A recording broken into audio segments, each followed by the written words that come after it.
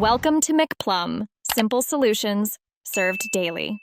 You start by confirming your device model and Android version so you download the right updates. This avoids mismatched packages. Once done, back up your essential data to Google Drive or a local copy, because some steps require resets.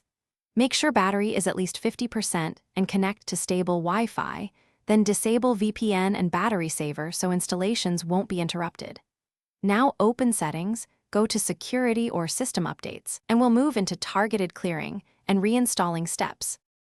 You will force stop Google Play Store, Google Play Services, and Google Services Framework to reset their state. This prevents background processes from blocking changes. Next, clear cache and storage for each of those apps and for System Update. Once complete, reboot the device to flush temporary files.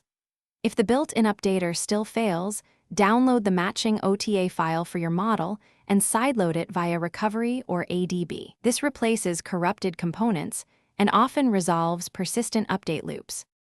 After installation, verify the Google Play System update shows the new version, sign into your Google account, and open Play Store to test downloads and app updates. If issues persist, perform a factory reset as a last resort and restore from your backup. This removes deep configuration problems. If even that fails, capture logs or screenshots of errors, note exact model and build, and contact the device manufacturer or carrier for targeted support. One key tip: keep a record of changes so you can roll back steps if needed. Thanks for watching. Stay juicy and subscribe.